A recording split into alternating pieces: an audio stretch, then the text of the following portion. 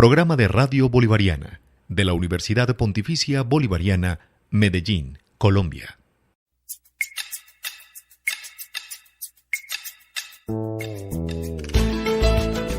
Medellín, Anverso y Reverso. Un recorrido por las historias, los personajes y la vida cotidiana de una ciudad inagotable y sorprendente. Presentan los periodistas Reinaldo Espitaleta y Jacobo Betancourt.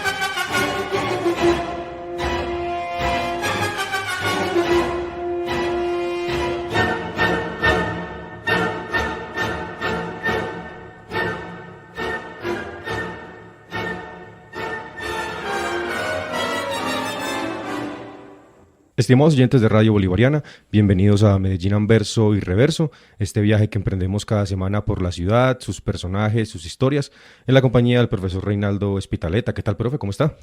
Muy bien, Jacobo, amables oyentes de Medellín Anverso y Reverso, reciban nuestra cordial bienvenida a este recorrido por la ciudad, sus historias, sus memorias, sus calles, callejones, callejuelas, barrios, las comunas, los lugares, los personajes y las revistas que son tan importantes en esta historia de Medellín. Hoy, precisamente, Jacobo y amables oyentes, vamos a hacer una suerte de gran recorrido por una de las revistas más importantes, me parece a mí, de cultura, de literatura, de arte en Medellín. Y yo creo que ya hay históricamente Medellín ha tenido no solo fama, sino que ha sido la cuna de muchas revistas. Y cuando digo muchas, son revistas que desde el siglo XIX nacieron para bien de la ciudad, para el bien de la divulgación, no solo histórica, cultural y de otra índole, sino también de los mismos movimientos literarios y las tertulias que hubo en Medellín. Y en el siglo XX también hubo grandes revistas, de esas vamos a hablar, y vamos a hablar de una en específico, que es una revista virtual que ha llegado a su número 100, Jacobo. Pues así es, profe. El día de hoy tenemos con nosotros pues al director de la revista Cronopio. Él es Juan Manuel Zuluaga, pues él vive en Missouri, en Estados Unidos en este momento, pero muy amablemente nos acompaña de forma virtual, precisamente para conversar de cómo fue que surgió esta revista, qué temas están cubriendo, pues, y abordar todos estos temas. Pues así que, Juan Manuel, muchísimas gracias por acompañarnos. Bienvenido a Medellín Anverso y Reverso. Muchas gracias por la invitación al programa, gracias Jacobo, gracias profesor Reinaldo, y un privilegio estar acá con ustedes en ese programa. Además que soy bolivariano, pues sí, soy bolivariano. Sí, bueno, Juan Manuel es egresado de aquí de la Universidad Pontificia Bolivariana, es doctor en literatura además, y bueno, desde hace ya algún tiempo comenzó con este sueño que hoy es una realidad muy potente, me parece a mí, que además yo soy pues uno de los colaboradores de esta gran revista, Cronopio. A ver, voy a remontarme a una pequeña historia que le pasó a Julio Cortázar a principios de los años 50. A principios de los años 50 en París, él va a una función en un teatro en los Campos Elíseos, y en el intermedio de una obra que estaba dedicada a Stravinsky. Por eso hoy vamos a musicalizar este programa con piezas de Igor Stravinsky.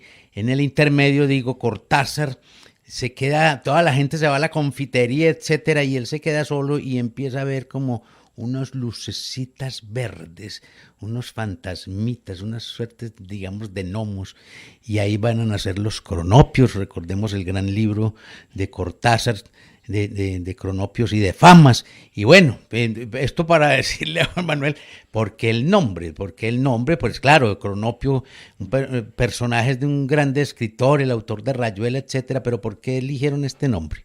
Bueno, primero, o sea, todos los miembros de la revista en ese momento, que éramos 7 miembros, después quedamos 3, después les cuento de historia, Sí. éramos pues abiertamente cortasarianos, pues todos nos gustaba mucho Cortázar, Claro. pero cuando empezó el proyecto, en el 2008 que empezamos a pensar en el proyecto, lo que hicimos fue que seleccionamos varios nombres. Entonces uno de los nombres era la revista Escafandra, otro por ahí Miscelánea, pero ya había una revista Miscelánea muy vieja, Sí, como sí, el sí. siglo XX, principios.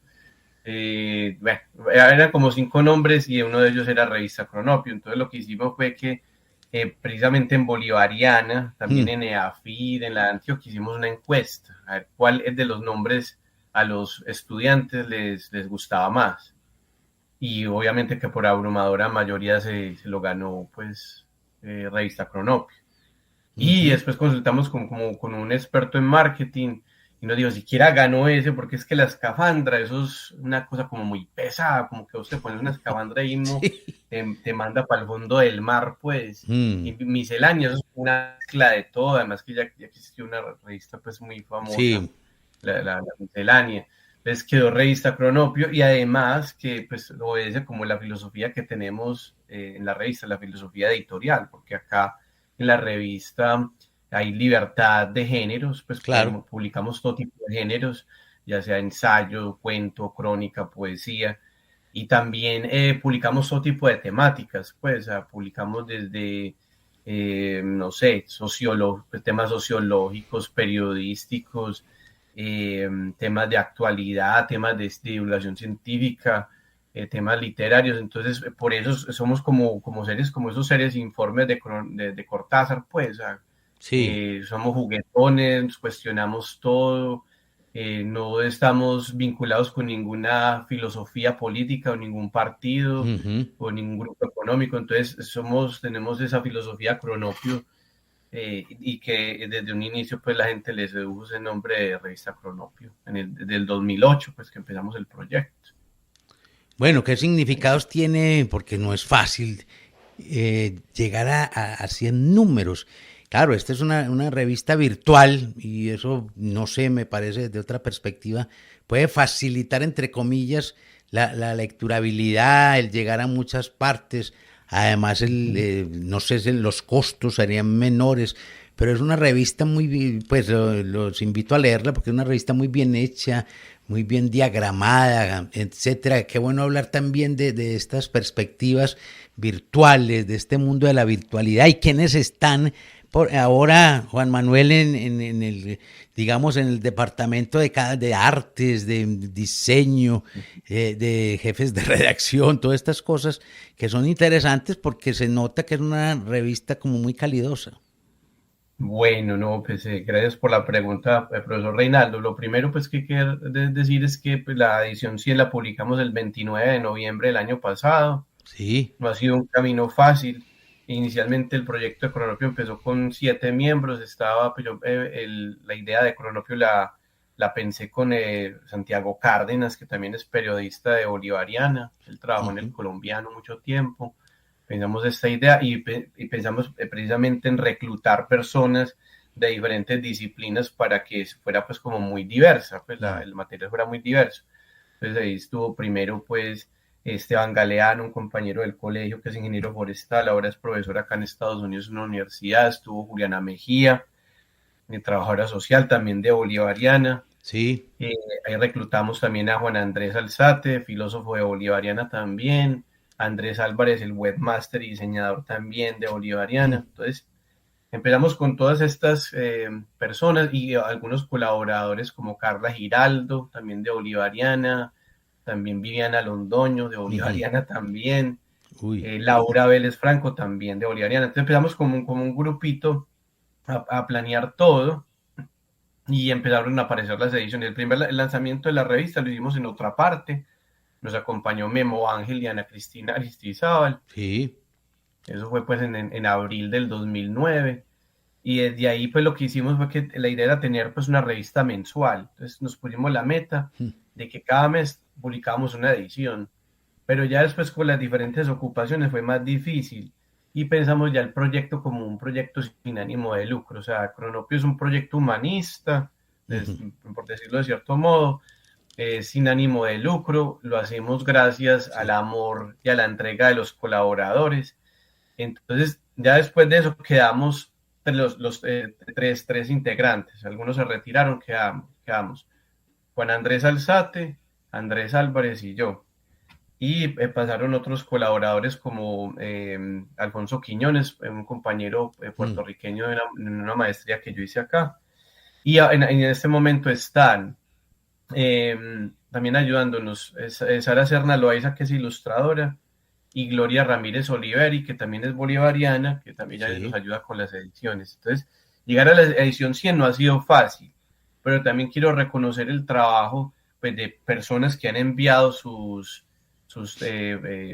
materiales a cronopiorevista@gmail.com, que pues nosotros recibimos materiales, los estudiamos, los analizamos y si tienen pues calidad narrativa, pues obviamente que lo vamos a publicar. Y tenemos un amplio número de columnistas, entre ellos está el profesor Reinaldo Spitaleta, está Memo Ángel, está Gustavo Arango, el escritor Gustavo Arango, está Miguel Alberto Restrepo, Luis Fernando Macías, Carlos Alberto Velázquez. Son en total 18 columnistas, está también Catalina Franco Restrepo, también bolivariana, 18 columnistas. Sin el apoyo de los columnistas y de todos los que nos han enviado sus textos, este proyecto no hubiera sido posible. Llegamos a la edición 100 gracias a ellos y el trabajo es muy sencillo. Nosotros nos reunimos todos los sábados a las 6 de la mañana a leer los textos que hemos recibido en cada edición, lo leemos en voz alta, miramos pues que sí cumpla como ciertos requisitos de calidad y leemos todo en voz alta y ya pues hacemos como una especie como de lanzamiento de cada edición. En este momento estamos preparando el número 101, por ejemplo. Y en la parte de diseño que estás hablando como de diagramación y eso, el encargado del diseño es Andrés Álvarez Agudelo, es el webmaster, todo se hace a través de WordPress. Él es un genio pues para trabajar todas las plantillas de diseño en WordPress. Algunas ilustraciones pedimos pues también colaboración para ilustrar artículos y hay dos ilustradoras, pues Sara Serna Loaiza, que se encarga de ilustrar uno de los escritores del mes y también Estefanía Montoya.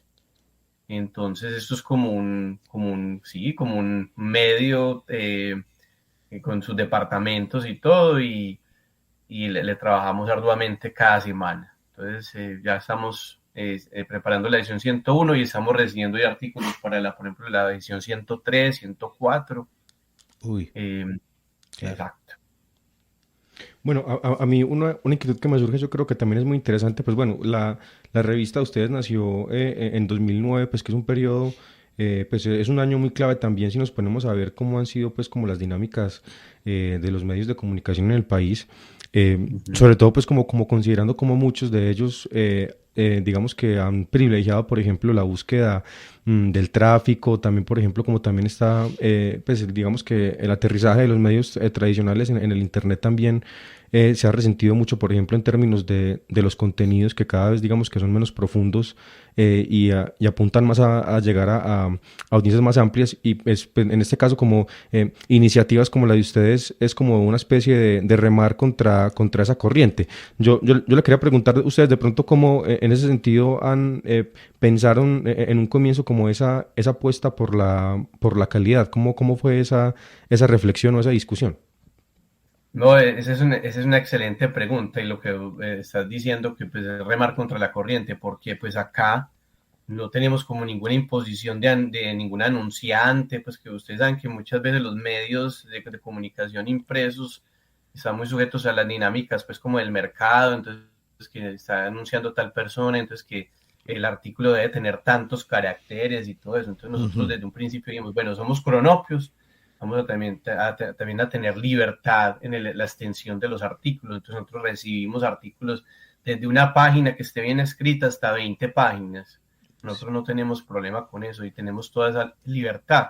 ¿Por qué? Porque nos dimos cuenta que muchos artículos en los medios tradicionales los rechazaban por la extensión Claro. y publicamos unos ensayos, hemos publicado unos ensayos extensos que no encuentran cabida en otros medios precisamente por el número de caracteres. Entonces esa discusión siempre la tuvimos, o sea, somos libres, vamos a apoyar, vamos a publicar todo tipo de géneros, todo tipo de temáticas.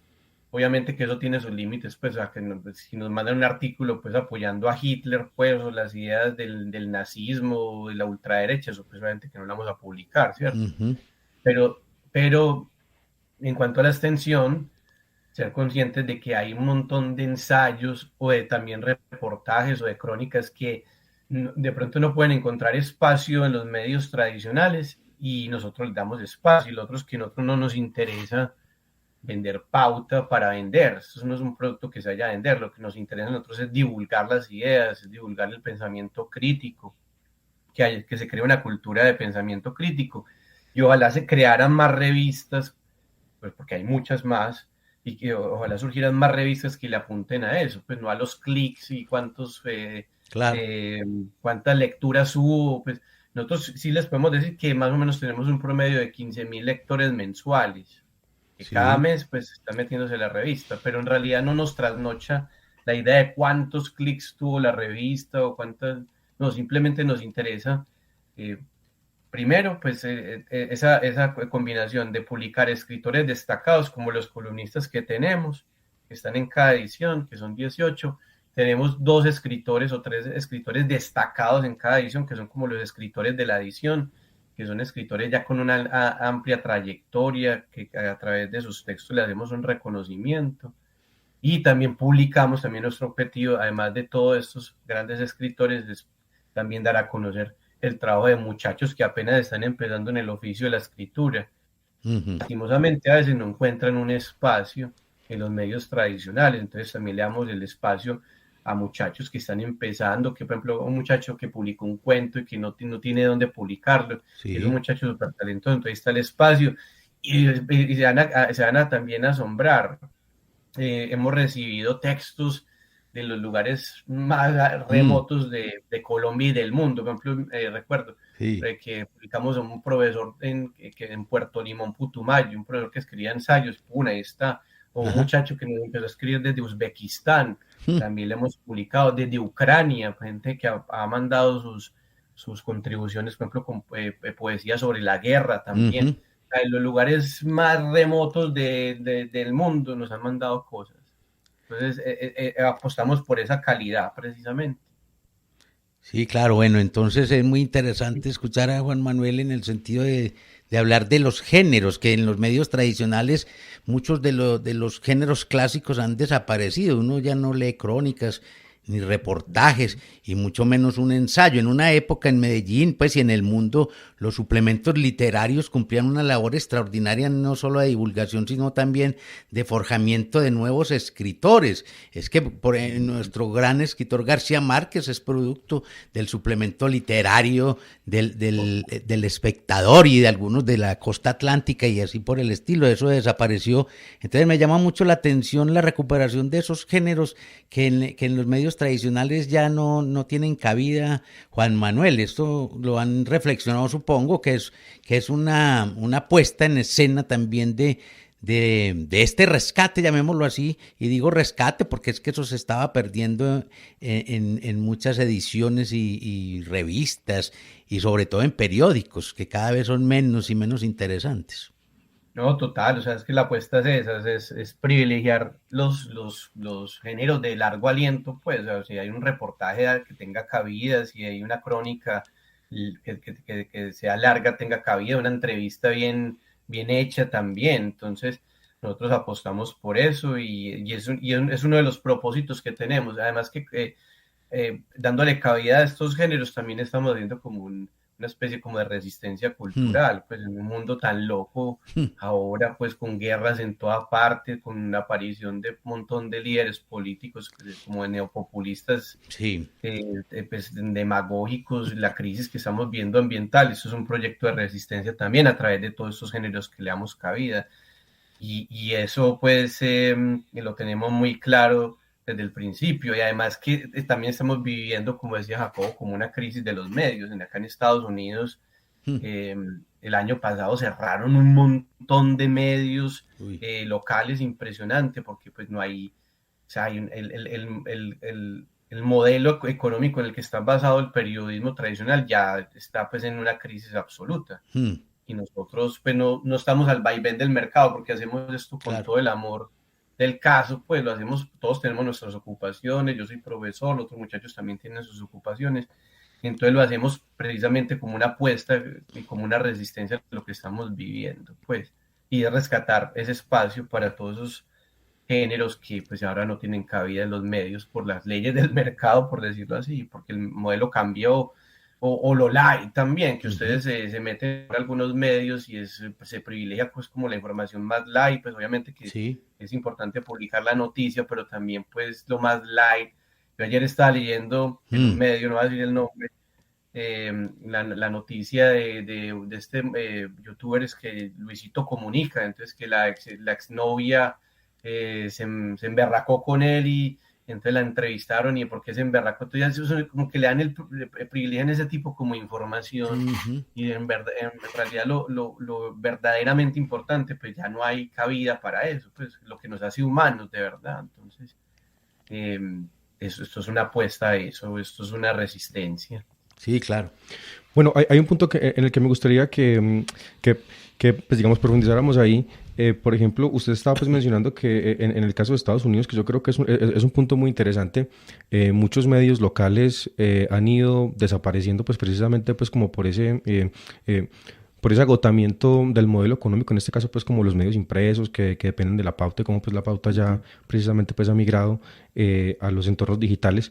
Pero quería de pronto que aterrizáramos como esa discusión en Medellín, o sea, cómo también ustedes como desde la labor que hacen, y también de cómo pues desde hace muchos años cuando ustedes empezaron pues a trabajar en ese proyecto, ¿cómo han visto el panorama de los medios en el país, en Medellín? No, por ejemplo, aquí en Medellín, si pensamos de pronto como en esa crisis, también vemos como, si ponemos la vista atrás, yo no sé, unas 2 décadas, como por ejemplo medios tan importantes como La Hoja también desaparecieron. Recientemente, por ejemplo, el periódico El Mundo, que también tenía pues una muy importante apuesta por textos de largo aliento con sus suplementos.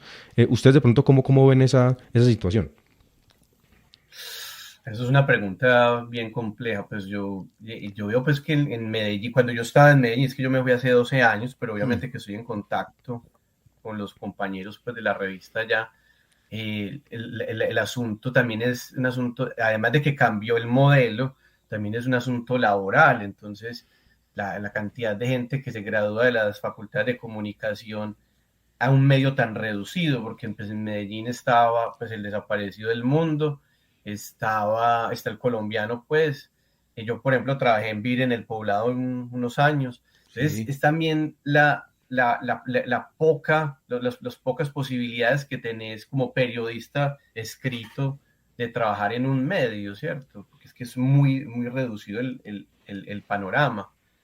Y lo otro es cómo la crisis de ese modelo de negocio empezó a privilegiar más a los, por ejemplo, publicistas, a los que venden la publicidad y al publicista, que al mismo periodista. Entonces vos estás completamente maniatado como periodista. Entonces, bueno, listo, vos estás haciendo una crónica sobre el barrio Prado, pues yo sé que al profesor Reinaldo le encanta el barrio Prado, y estás pues súper encarretado escribiendo tu crónica, y tenés todos los materiales para hacer una súper crónica larga y todo eso, y entonces llega el publicista y te dice, no, es que hay que recortarla, no, es que tenés este espacio reducido, y queda la crónica pues casi que mutilada, y queda en la mitad del material que pensabas publicar, precisamente por las mismas leyes del mercado, porque esto vende, porque esto no. Entonces empieza toda la cuestión de que ya empiezan a salir como como unos principios supuestamente del periodismo actual de que no puede ser material muy largo, que porque eso no vende, que porque Sí. el lector se aburre, y nada más falso. Nosotros como medios también tenemos eh, pues un deber de pedagógico. Pues, Ujú. qué más cierto que con una crónica se pueda educar a un montón de lectores? O sea, la crónica sobre el barrio Prado nos puede educar sobre la historia de la ciudad, sobre la gente que llegó a edificar esas casas allá, quiénes eran esos empresarios, cuáles eran las intenciones de esa élite, cómo el barrio empezó a entrar en una etapa de decadencia. O sea, creo que se nos ha olvidado en el periodismo local de que el periodismo también tiene un compromiso pedagógico y educativo pues con los lectores. Entonces no todo puede obedecer como a las leyes de mercado, y también el problema que tenemos, pues si estamos graduando un montón de muchachos de la Ujú. Facultad de Comunicación, pero también tenemos que hablarles con ética de cuál es el panorama al que se van a enfrentar, porque pues tampoco podemos pensar pues como de manera muy idealista y decirle a estos muchachos, no, es que, mejor dicho, usted se va a graduar y va a hacer el Carl Bernstein, pues que mejor dicho va a hacer la super investigación y va a poner a temblar el poder y a tener todo el espacio del mundo para publicar sus investigaciones. No hay que ser conscientes de que a los muchachos hay que hablarles que el modelo ha cambiado, el modelo de negocio, de que ya los medios, los espacios se van volviendo más reducidos. Entonces, todo eso es un asunto de ética también, ¿cierto? Desde la formación periodística. Sí, claro, ¿no? Ahí hay una cosa interesante también es que en estos medios como Cronopio, pues caben muchas cosas y quisiera preguntarle a Juan Manuel para ir cerrando esta parte del primer segmento de Medellín en verso y reverso sobre el periodismo investigativo, ¿no? Tiene tantas aristas y que en países como Colombia, donde hay pues es una de las madres de la corrupción en el mundo, etcétera, de las ollas podridas. Ustedes también tienen esa visión de secciones para hacer periodismo investigativo, aunque yo me acuerdo que muchos teóricos dicen, no, es que todo periodismo es investigativo, pero yo me estoy refiriendo en este caso a ese periodismo de grandes denuncias en torno a los poderes. Sí, sí, claro, también hemos pues, publicado pues crónicas de periodismo pues, que son producto del periodismo investigativo, y es otra reflexión, es que eh, por lo general ahora con el cambio de modelo no se le Sí. da cabida al periodismo investigativo, que está sujeto pues a tiempos muy extendidos de investigación. Pues un Sí. periodista que demora 2 meses, 3 meses haciendo una investigación, Mm. no hay cabida para eso por la premura, por la inmediatez. Nosotros sí le hemos dado cabida a algunas crónicas o reportajes de periodismo investigativo. Recuerdo pues se me Mm. escapan pues Claro. muchos ejemplos, pero sí recuerdo que hace algunos años algunos periodistas del periódico El Faro, que es del Salvador, con ellos Mm. publicamos una serie de reportajes sobre las pandillas Sí, claro. salvatruchas allá en Centroamérica, y Sí. eran crónicas, piezas de periodismo de largo aliento, investigativas que se metían dentro del mundo de las pandillas. Eso antes, estoy hablando antes de la llegada de Bukele. Sí, claro. Y eran periodistas que se podían demorar haciendo una crónica de esas, por lo menos una investigación de Mm. 4 o 5 meses, Ujú. y que también ponían en entredicho el poder pues local, pues porque mucho ese fenómeno de las pandillas tiene que ver pues también por la ineptitud y la ineficacia y la corrupción pues de los políticos allá. Entonces, por supuesto, o sea, acá si algún periodista no encuentra el espacio para publicar una crónica en la que lleve trabajando mucho tiempo, las puertas son bienvenidas también para darle cabida a esto. En Medellín Anverso y Reverso, hoy estamos conversando sobre la historia de la revista Cronopio y nos acompaña su director Juan Manuel Zuluaga.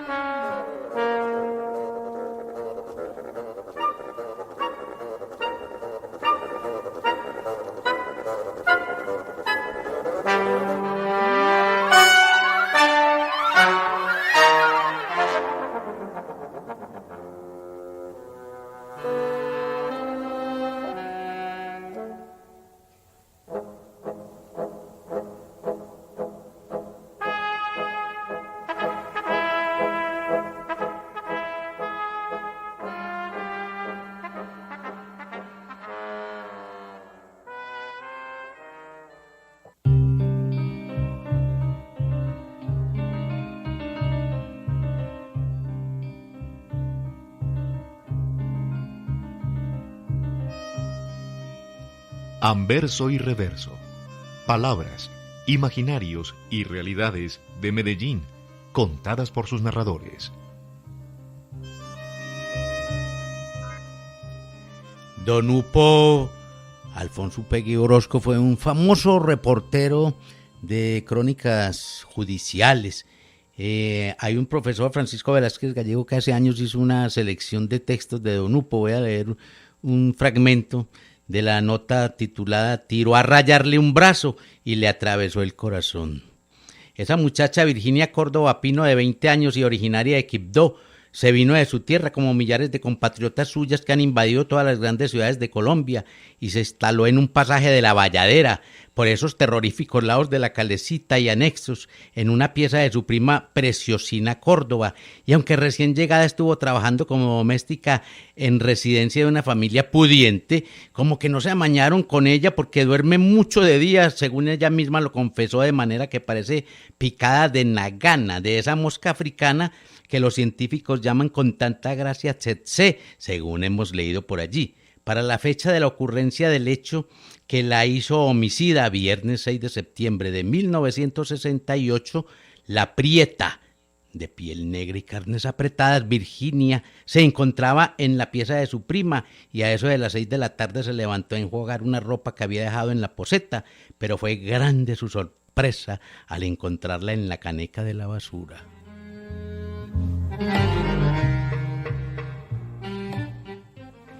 En Medellín Anverso y Reverso, hoy estamos conversando sobre la revista Cronopio y nos acompaña su director Juan Manuel Zuluaga.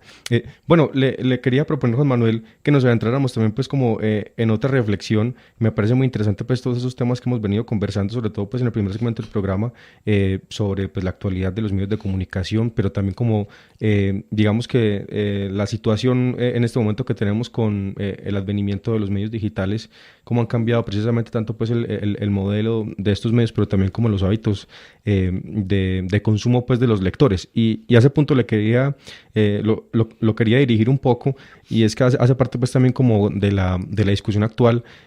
Pues no sé, si nos ponemos a pensar como por ejemplo si sacamos una nota como ahorita veníamos conversando sobre cómo pues un youtuber si le fue infiel o no le fue infiel a una exnovia, eso puede tener muchísimo tráfico, pero también por ejemplo se puede también publicar un texto que los lectores no conozcan, como por ejemplo puede ser una crónica sobre el barrio Prado, y así no tengan digamos que mucha idea de eso, pueden recibirla muy bien. Sobre eso le quería preguntar, o sea, ¿usted cree que se trabaja, digamos que para el lector lo que le interesa, o es más bien un ejercicio de darle al lector algo que no conoce, como darle una propuesta? Pues yo creo que uno de los grandes problemas que tiene el periodismo actual es que vemos el periodismo desde el punto de marketing y de los clics y de la rentabilidad. Entonces, esa premisa que no hay que darle al público lo que quieren, pero sí. ¿Qué es lo que quieren? O sea, si nosotros no formamos a los lectores, entonces ¿a dónde van a parar los lectores? Pues si no tenemos un público lector, de por sí ya vamos perdiendo. O sea, de entrada perdemos.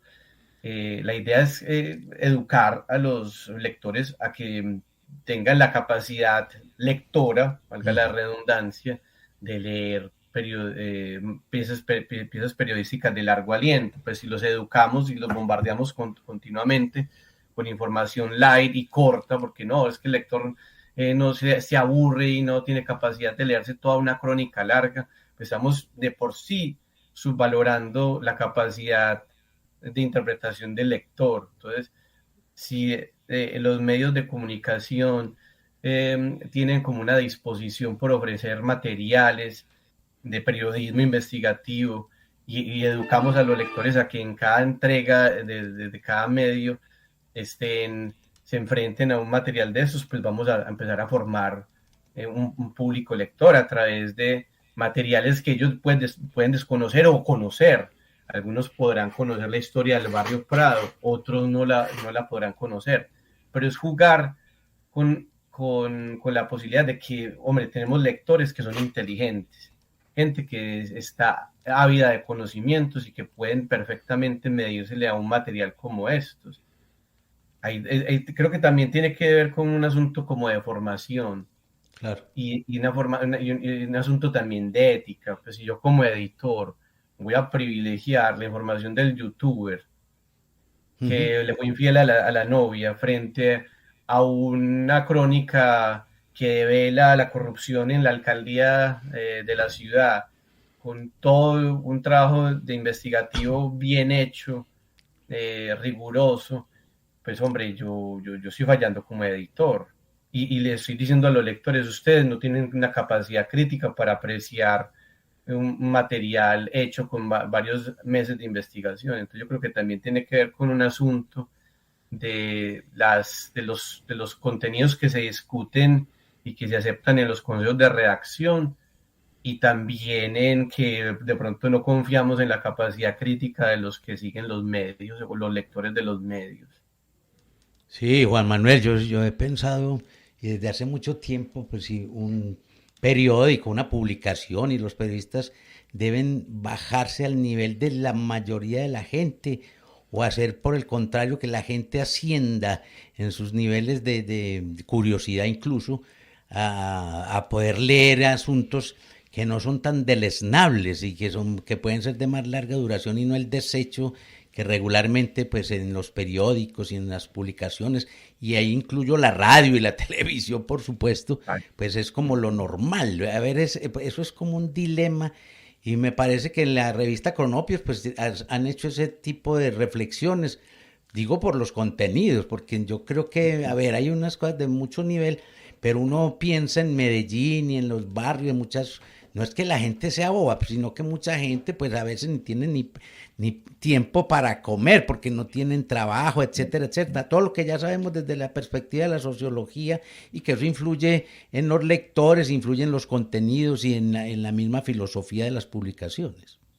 sí, no, total. Y mira, hablando de eso, o sea, nosotros hemos recibido montones de crónicas, de cuentos, de ensayos de muchachos que viven en barrios pues, marginales, pues barrios, unas condiciones complicadas. Yo me acuerdo de un muchacho que nos compartía cuentos y crónicas, y el Mm. muchacho ni siquiera tenía computador en donde vivía, pues en su Ujú. casa, y le Sí. tocaba ir a digitar todos sus trabajos en una biblioteca, un parque biblioteca de la ciudad. Ujú. Pues hombre, tenemos como medios también tener confianza en la capacidad crítica y Sí. la capacidad narrativa de los lectores que tenemos. Ese muchacho era no recuerdo el nombre, pero el muchacho era súper talentoso Mm. y llegaba y escribía sus materiales en un cuadernito y se iba hasta el parque biblioteca a digitar todo. Yo creo que, hombre, sí, cuando uno está en una situación de necesidad económica, a veces no hay mucho tiempo, pero hay gente que le saca tiempo a la buena literatura, al periodismo riguroso y serio para hacer sus cosas. Yo recuerdo también que había un novelista Mm. venezolano, se llama Roberto Araque. Él no es muy conocido, no es Sí. de verdad que nadie lo conoce, pero ¿qué hacía Roberto Araque en Venezuela? Él era obrero en una empresa. Ujú. Claro, eh, operario en una empresa, trabajando pues las jornadas agotadoras pues Mm. de como obrero y como operario, pero llegaba en sus tiempos libres a escribir sus novelas y a escribir sus cuentos. Y nosotros le publicamos varios cuentos Mm. y hemos publicado algunos fragmentos de su novela.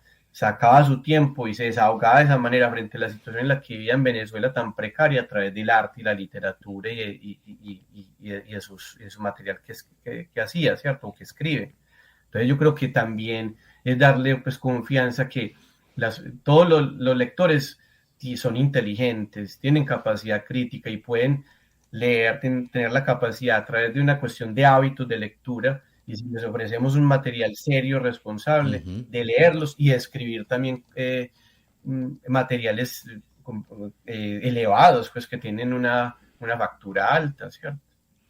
Bueno, no, pero entonces ahí van surgiendo también otros roles de la revista Cronopio, como los que estaba mencionando su director Juan Manuel Zuluaga en Medellín en verso y reverso, y es esa de poder publicar gente como Roberto Araque, el escritor venezolano operario, como el muchacho del barrio pobre, que tenía que ir a una biblioteca del barrio, una parque biblioteca y hacer sus trabajos, que los llevaba en un cuadernito.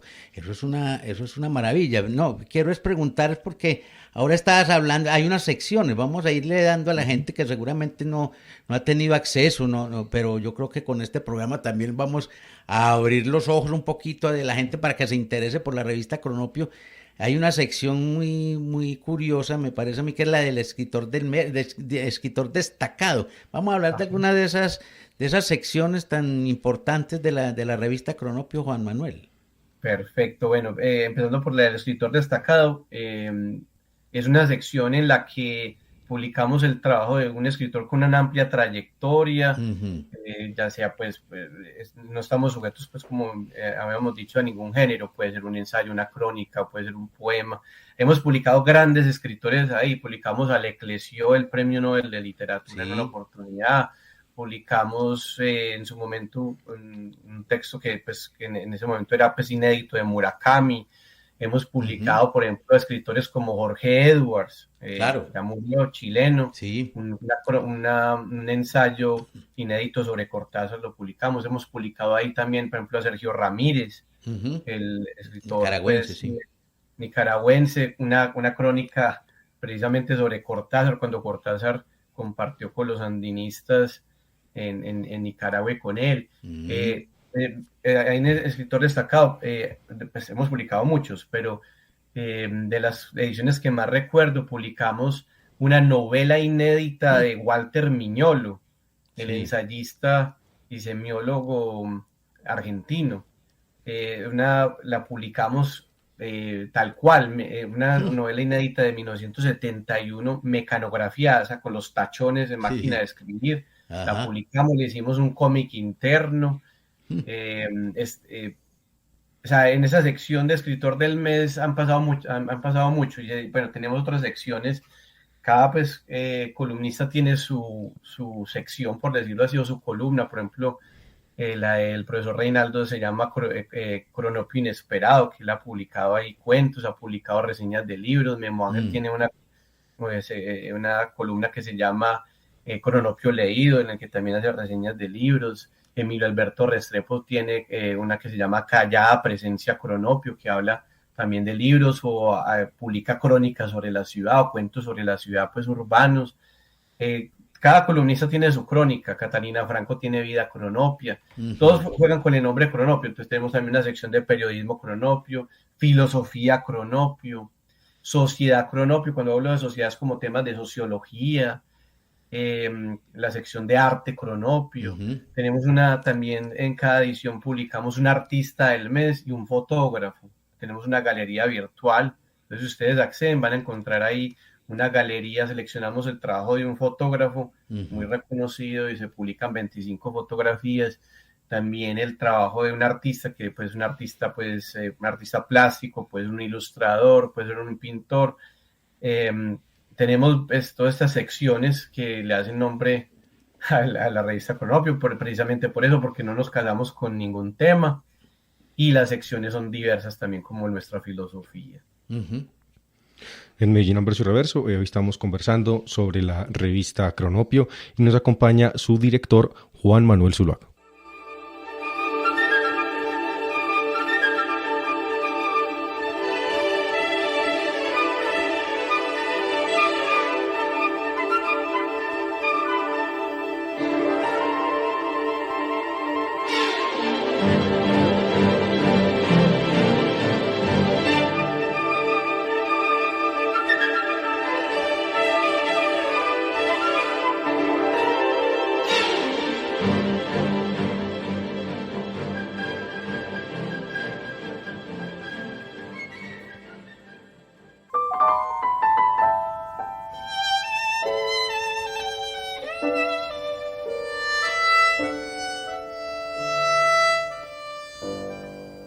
Cara o sello.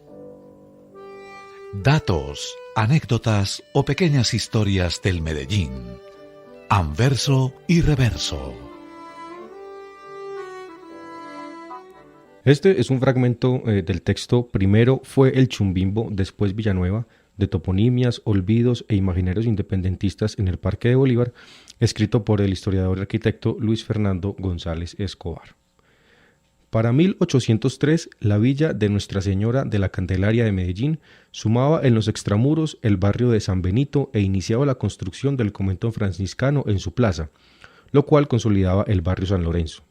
Precisamente uno de los vecinos de este barrio, el cronista José Antonio Benítez, conocido como El Cojo, recogió en su Carnero de Medellín los nombres que para ese año de 1803 tenían las calles de ese barrio, aclarando que la traza urbana diferenciaba las calles en sentido oriente-occidente desde sus cabeceras hacia abajo y las travesías, es decir, lo que llamamos hoy carreras de norte a sur.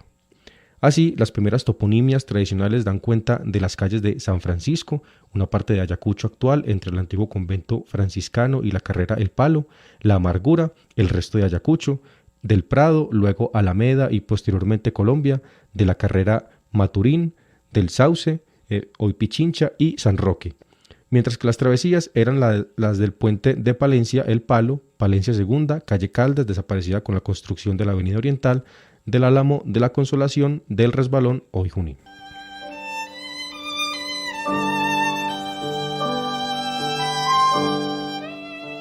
Esto es Medellín Anverso y Reverso, una crónica semanal sobre la ciudad y sus circunstancias, una aventura del aire que tiene distintas maneras de comunicación con ustedes, amables oyentes. Claro que sí, profe Reinaldo. Nuestros queridos oyentes, les recordamos que si se quieren poner en contacto con nosotros, nos pueden escribir al correo electrónico medellin.anversoyreverso@gmail.com, que también nos pueden seguir en nuestra página de Facebook, titulada Medellín Anverso y Reverso, en donde semana a semana les estaremos contando los temas que tratamos aquí en el programa, y también les recordamos que si se perdieron algún episodio o lo quieren repetir, nos pueden encontrar en los podcasts de Radio Bolivariana a través de www.radiobolivariana.com y también a través de la plataforma iVoox, que se escribe IVOX.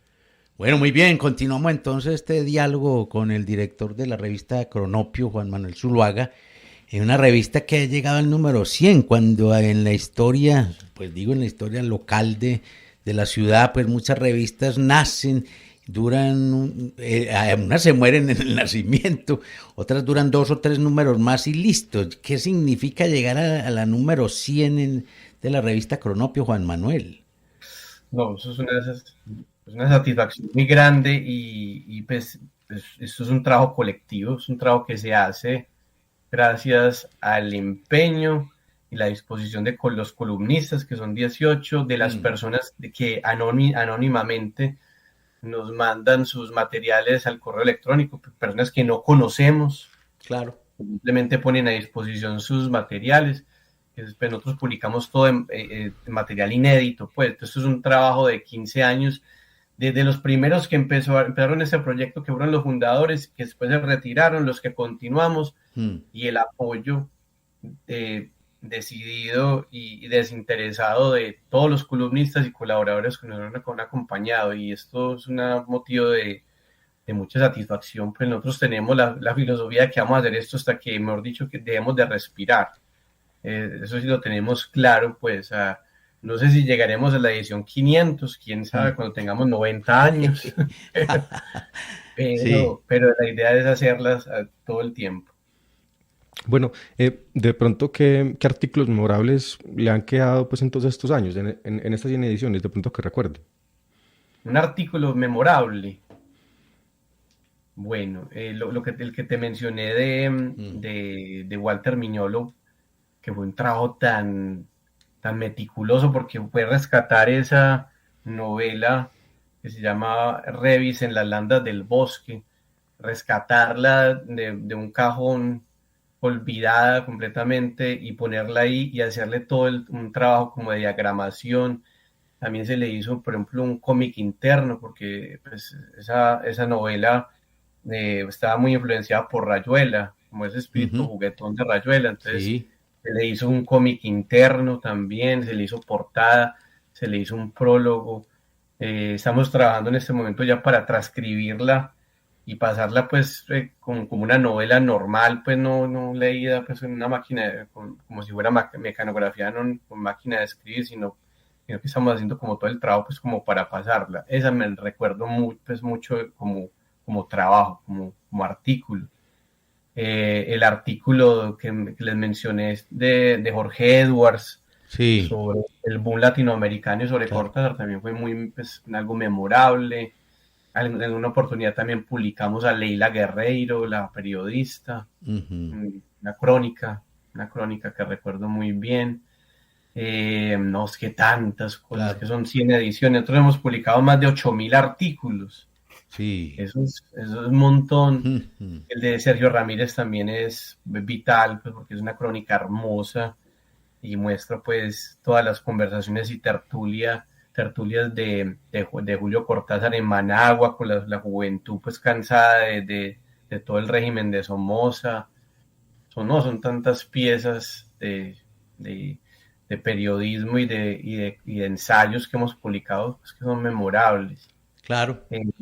Sí, recuerdo con mucho cariño personas que no tuvieron mucho reconocimiento. Los ensayos que nos pasaba un profesor en una escuela rural en Mm. Puerto Limón, Putumayo, Sí. las reflexiones sobre la enseñanza, una persona con unas limitaciones muy tremendas de tecnología en una zona pues periférica del país, pues en un territorio en que la presencia estatal es casi nula, como es en esa región del Putumayo, y unas crónicas y unas reflexiones sobre lo que implica ser profesor de filosofía en una escuela rural, en una zona de estas, pues que Ajá. le toca batallar con pues, grupos al margen de la ley, Mm. cómo forjar un pensamiento crítico los estudiantes en medio de una situación de pobreza y de abandono. Esas son cosas que no se olvidan. Sí, Sí. claro, son esos los asuntos memorables y que me imagino que causan una gran satisfacción a los editores. Vea, acabo de abrir aquí en el teléfono la revista y veo una serie de comentarios, no sé la fecha, pero voy a leer así algunos al azar. Alguien se llama Álvaro y dice muchas felicitaciones para todo el equipo de Cronopios. Veo que casi todas y todos son egresados de la UPB, única, pulcra y buena, y más preparados que un yogur.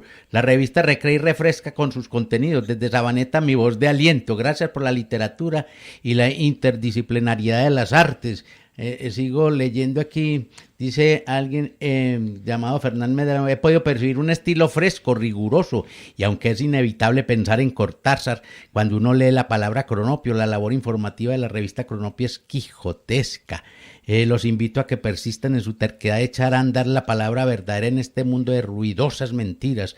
Algún maestro del periodismo dijo que la prensa no es la empresa. Eso es cierto, aunque llegaran a quedar con un solo lector en el mundo. Sigan adelante. Bueno, y hay un poco de comentarios críticos interesantísimos. A ver, ¿qué sensación deja eso entre tantos lectores que además tienen esa posibilidad de intercomunicarse con ustedes, Juan Manuel? No, eso es una satisfacción muy grande. Además de esos comentarios, cuando publicamos la edición 100 el 29 de noviembre, al día siguiente Hmm. recibimos una carta de un señor de Sonsón. Nosotros no lo conocíamos, pues un señor, no recuerdo el nombre, pero mejor dicho, las palabras más hermosas, que qué bonito que para él en medio de la soledad de Sonsón, Claro. en ese pueblo tan hermoso, pues que son una de sus compañías era la revista Cronopio con sus contenidos.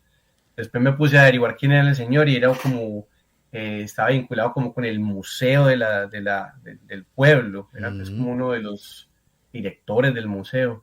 Yo decía, no, pues hombre, ya el solo hecho de que una sola persona nos lea en Sonsón, en Sí. España, acá en Estados Unidos, Ajá. uno solo lector que tengamos vale la pena hacer esto, porque Sí. es que esto es un proyecto de Ajá. resistencia, un proyecto Sí. de apostarle a la palabra, porque es que eso es otra cosa.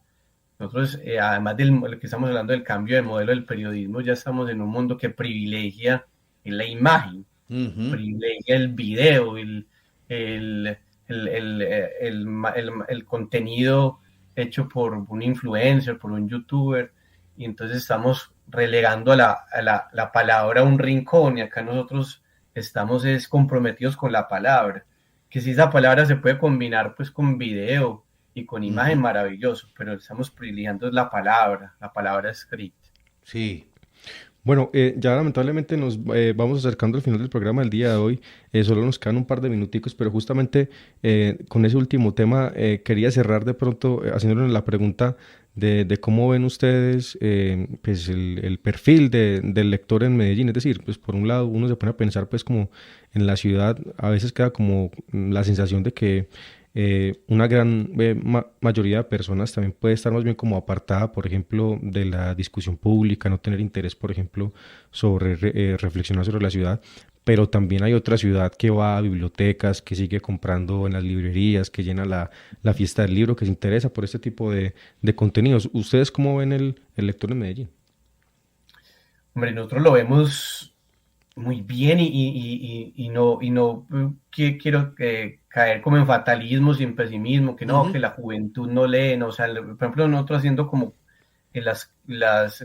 analizando los estudios de qué lectores nos leen, por ejemplo, en Medellín, y son personas entre los 18 y los 65 años, de todas las condiciones, de todos los géneros. Entonces, creo que hay un público lector en el Valle de Aburrá, gente interesada, gente ávida de conocimiento, y no solamente en Cronopio, gente que le encanta leer Universo Centro, que es un medio maravilloso, pues, gente que está pendiente de leer material que lo ponga a pensar y a reflexionar. O sea, tenemos gente que se mete a las librerías de viejo, por ejemplo, que se mete a Palinuro a buscar unas buenas obras y disfrutarlas. Entonces, yo creo que tenemos que dejar como ese fatalismo, ¿no? Que el promedio de lectura en Colombia, que si miramos que una persona se lee un libro al año, yo no sé cómo hacen esas mediciones, pero yo estoy completamente seguro que en Medellín hay un amplio número de lectores que están interesados en leer nuestra revista, pues revista Cronopio, que le apasiona, que está interesado en leer periodismo de largo aliento a través de autores, ya sean locales, que tenemos grandes cronistas en la ciudad que debemos leer,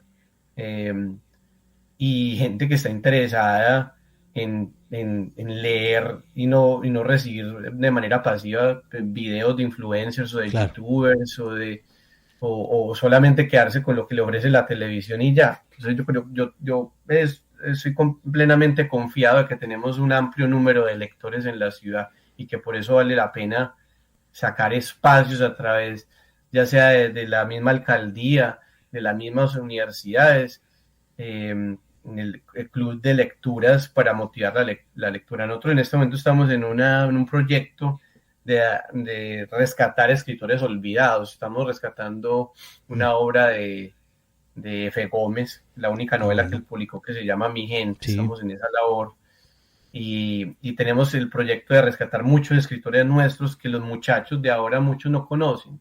Escritores, por ejemplo, como el Indio Uribe, el mismo F. Gómez. Afortunadamente ha habido como una voluntad por rescatar la obra de Carrasquilla, pues que publicaron la obra hace poquito. Pero sí estamos comprometidos en eso y creo y confío plenamente que hay un grupo de lectores jóvenes entre 25 años y hasta los señores ya de 60 años que están interesados en leer y que tienen hábitos de lectura. Muy bien, muchas gracias al Cronopio Juan Manuel Zuluaga, director precisamente de la revista Cronopio, que ha llegado a su número 100. Le agradecemos mucho su presencia en Radio Bolivariana y Medellín en verso y reverso. Esta es una producción periodística de Jacobo Betancur y de quien les habla Reinaldo Spitaleta. En el control máster, Juan José Suárez, la leyenda. Chau, hasta la próxima.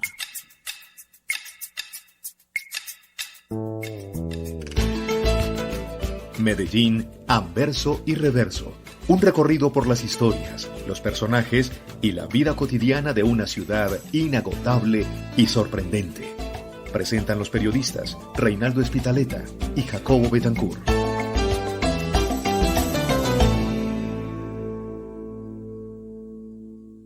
Programa de Radio Bolivariana de la Universidad Pontificia Bolivariana, Medellín, Colombia.